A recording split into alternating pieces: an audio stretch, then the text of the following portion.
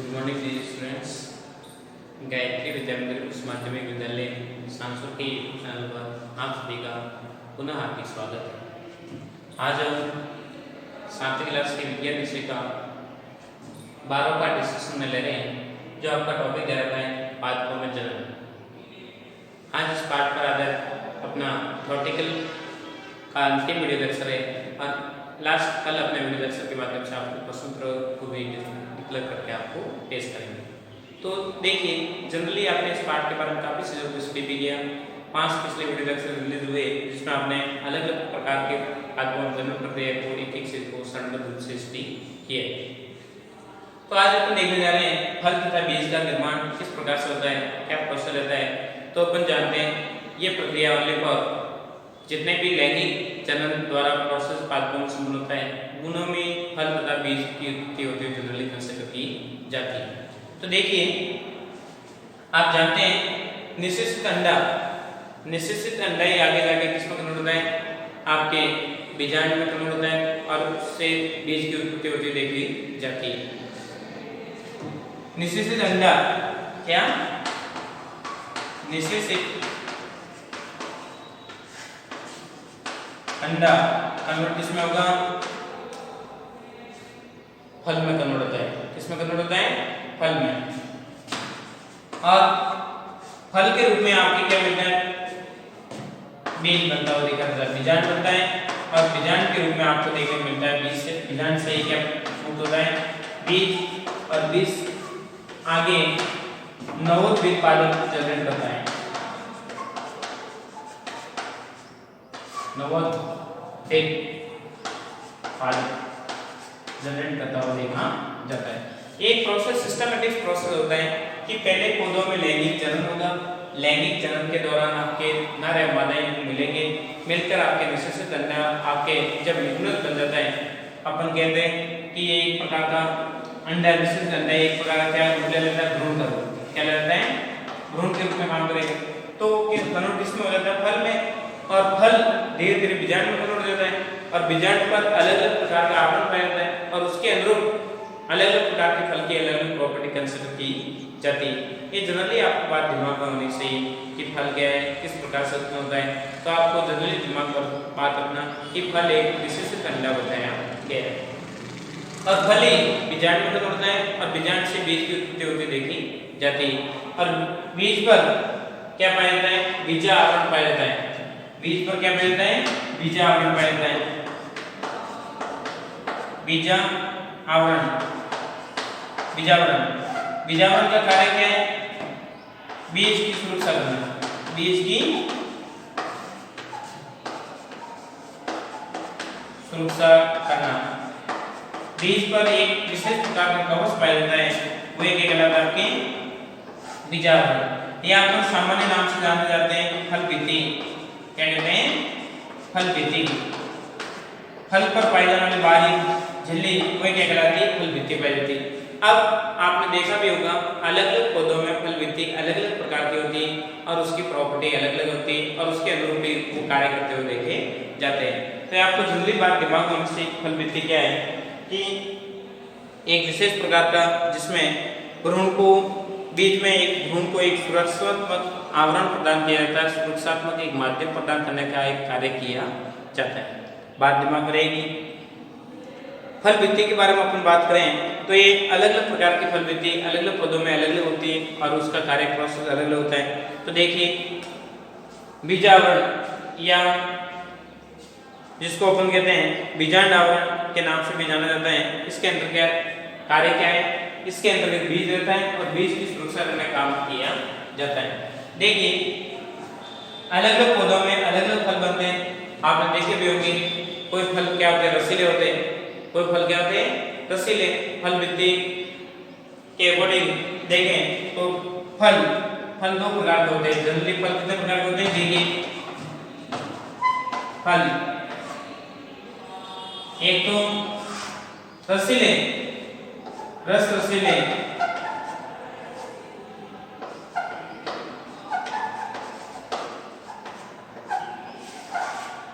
इनकी फल भित्ति कैसे होती है, मुलायम होती है और एकदम फल क्या होते हैं, रस रसीले, जैसे आम का आम का फल की बात करें, आम, अमरूद। तो ये आप जनरली जानते हैं कि आम का पौधा होता है, आम से जो आपके फ्रूट बनते हैं, तो उसके बारे में आप बेसिकली जानते भी हैं।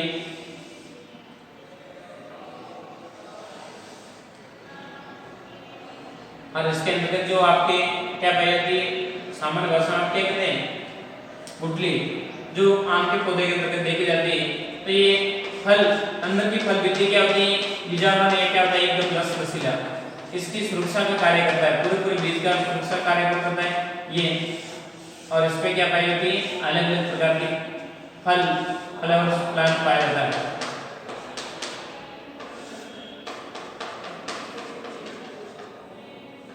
आम, ये क्या है, आम, मैंगो।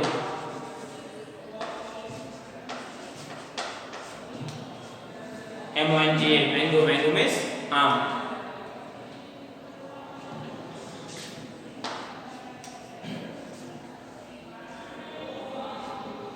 तो देखिए आप ऐसे ही आप जानते हैं कि इसमें जो आपका फल जो होता है, बीज होता है, वो विशेष प्रकार के बाहरी फल जितने कैसे होती है, लस रसीली होती है, और उसके द्वारा ये क्या होता है, सेव होता है, और यही आगे नए पौधों को जनरेट होने में अपनी भूमिका निभाता हुआ देखा जाता है। तो इस प्रकार से आम से आपने जुड़े हुए अलग अलग प्रकार के पार्ट्स को कंसिडर किया भी होगा, और आप जानते भी हैं कि आम की फल वृद्धि कैसे होती है, फल कैसे होते हैं, रस रसीले होते हैं।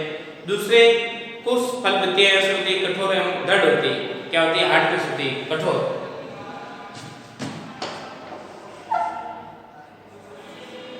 दृढ़, कठोर, सूखी।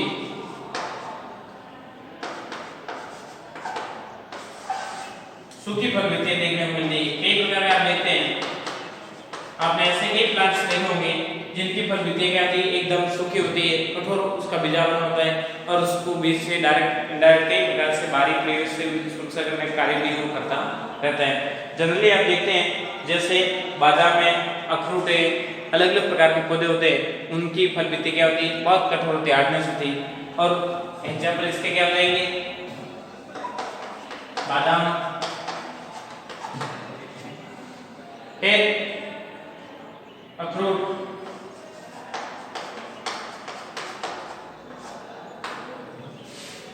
सेब भी इसी के अंतर्गत दी जाएगी। तो इनके आप देखते हैं तो आपने देखा होगा बादाम का प्लांट्स में आपने, तो इसके ऊपर इतनी मतलब बादाम कितना अंदर से छोटा सा पार्टिकल में आपकी बादाम इतनी होती है, परंतु इसके ऊपर का कवच कितना हार्डनेस होता है, आपने उसकी कभी तुलना की भी होगी और आपने खाई भी होगी, तो आपको पता होगा कि ये मतलब बीज इतना कठोर होता है, या आपने इतना कठोर होता है कि इसको आसानी से तोड़ना भी पॉसिबल नहीं होता है। तो ये बहुत हार्डनेस उसके पर देखने को मिलती है। तो अपने यहाँ डायग्राम में पेश कीजिए, बादाम, बादाम दिमाग बात आएगी। तो जनरली प्रोसेस के अकॉर्डिंग आप किसको कंसीडर कर रहे हैं, फल, अगर फल से क्या बन रहे हैं, बीज, तो अपन जनरली जानते हैं निषेचित अंडा ही भ्रूण के रूप में कन्वर्ट होता है, और निषेचित अंडे से ही फल उत्पन्न होता है, और फिर बाद में उसमें फल किसमें कन्वर्ट होगा, बीजाणु में, और बीजाणु के अंदर पाया जाता है बीज पाया जाता है, और बीज से नवोदित पौधे का निर्माण होता हुआ देखा जाता है। ये प्रक्रिया जनरली सर्दी संगति, ये किसकी बात की जा रही है, लैंगिक जनन के प्रोसेस के अकॉर्डिंग जितने भी पौधों में ये प्रक्रिया देखने को मिलती है, उनमें ये प्रोसेस देखा जाता है। तो आपके दिमाग पाठ रहेगी। अगले स्टेप में अपन कंसीडर करने जा रहे हैं, कुछ आपके दे रखे कि बीज का प्रकीर्णन होने का प्रोसेस क्या होता है, बीज किस प्रकार से प्रकीर्णित होते हैं, किस प्रकार से एक स्थान से दूसरे स्थान पे उनका फैला होता है, तो उसके बारे में हम कंसीडर करने जा रहे हैं। तो आपके सामने जो जनरली मैटर अपडेट करवा रखा है, उस पूरे मैटर का एक बार स्क्रीनशॉट ले लीजिए, फिर अपन देखने जाएंगे। अगला टॉपिक अपना है वो है बीज का प्रकीर्णन। क्या है, बीज का प्रकीर्णन। हो गया होगा स्क्रीनशॉट, देखिए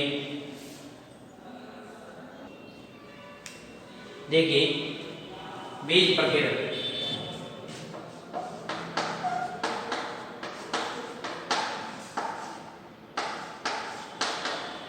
बीज प्रकीर्णन है क्या, उस हेतु सुनना, ये क्यों आवश्यक है, किस प्रकार से होता है, उनके बारे में आपके छोटा सा टॉपिक दे रखा है, उसको भी अपन फॉलो कर रहे हैं। बीज प्रकीर्णन का मतलब होता है बीजों का मूल जो आपके पादप से हटके दूर गिरने की प्रक्रिया या दूर जाने की प्रोसेस एक बीज प्रकीर्ण, बीजों का फैलना, बीजों का क्या होना, फैलना।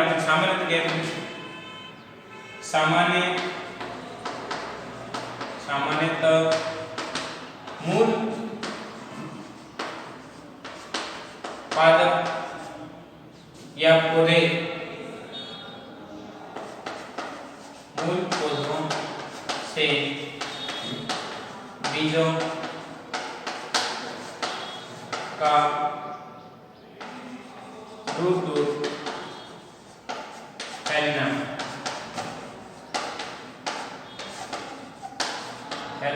ही बीज प्रकीर्ण है।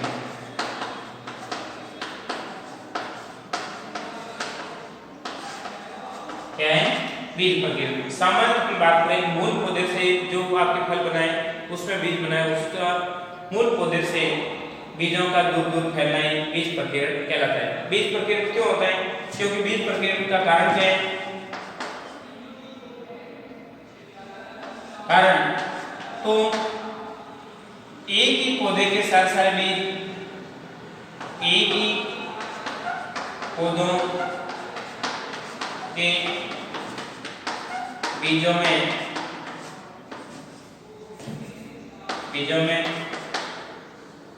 प्रतिस्पर्धा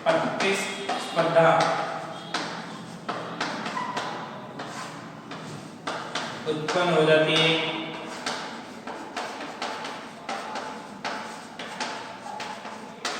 जैसे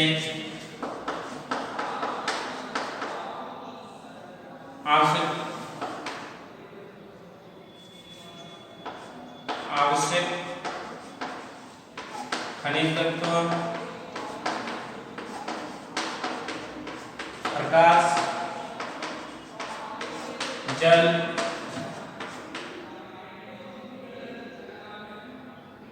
और अपन वातावरण का डायरेक्ट देखा जाता है। एक ही प्रकार के प्लांट्स होंगे तो साथ सारे पेड़ पौधे के बीज वहीं पे गिरते रहेंगे, तो बड़ा पौधा पहले से वहां पे विकसित है और वो साथ सारे प्रकार के पार्टिकल एलिमेंट्स को अकेला ग्रहण कर लेगा, तो इन बीजों को कुछ मिलेगा भी नहीं और वो बीज उत्पन्न होने की संभावना रह जाती है। तब ये होना प्रोसेस जरूरी है। प्रतिस्पर्धा की समस्या को समापन करने के लिए प्रोसेस बीज प्रकीर्ण प्रोसेस को अपनाया जाता है। एक ही पादप के बीजों में प्रतिस्पर्धा उत्पन्न हो जाती है, जैसे खनिज तत्वों की आवश्यकता, प्रकाश, जल, वातावरण। तो एक ही प्रकार के पौधों को साथ सारी प्रक्रिया का संपन्न होगी, वो पाना भी पॉसिबल नहीं, तब वो बीजों का प्रकीर्ण होना आवश्यक बताया गया है। फिर किस प्रकार से होता है बीज प्रकीर्ण प्रक्रिया को संपन्न करने के क्या क्या चरण हो सकते हैं? बीजों के प्रकीर्ण की प्रक्रिया, बीज प्रकीर्ण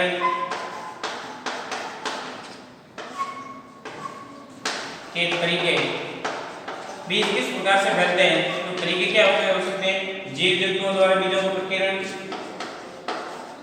जीव जंतुओं द्वारा,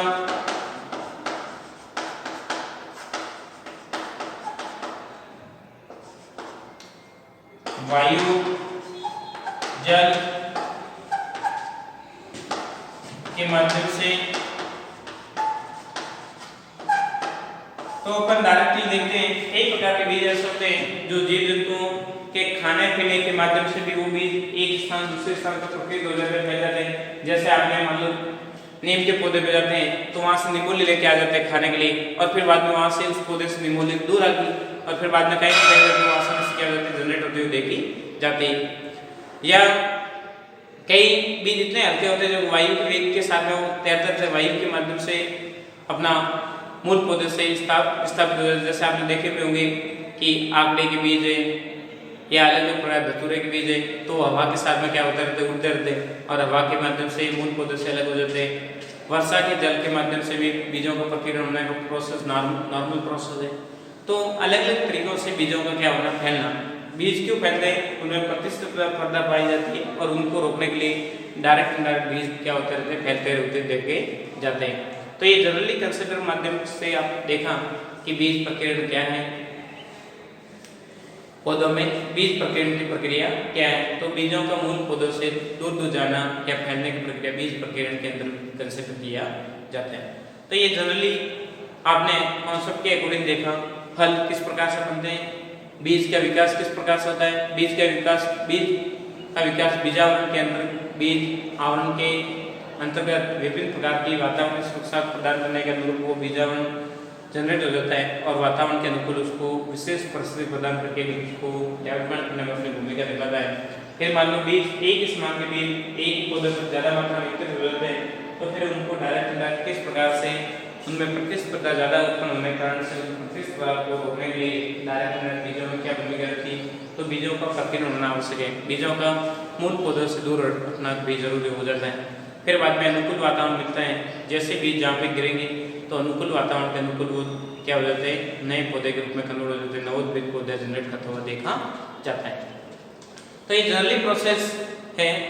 तो ये था आपके नॉर्मली टॉपिक जो आपके दे रखा था, पाइपोम जनरल प्रोसेस को आपने 7वीं क्लास के लेवल के अकॉर्डिंग स्टडी किया है। अब अगले लेवल में आपको देखने को मिलेगा कि जंतुओं जनन किस प्रकार से होता है, जंतुओं में जनन करने के क्या क्या तरीके हो सकते हैं, जंतुओं में डायरेक्ट इनडायरेक्ट जनन के माध्यम से नई नई संतति किस प्रकार से उत्पत्ति होती, क्या प्रोसेस रहता है।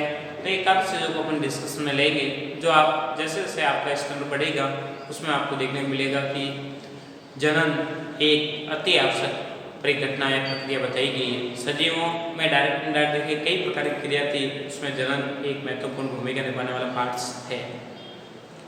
तो आपने 12 पार्ट अभी तक इस पार्ट के जितने भी वीडियो लेक्चर रिलीज हुए उनको आपने नहीं देखे, समय रहते एक बार देख लें, समझे, किसी प्रकार का कन्फ्यूजन या डाउट हो डायरेक्ट इनडायरेक्ट उसके विशेष का समस्या का समाधान कर सकते हैं।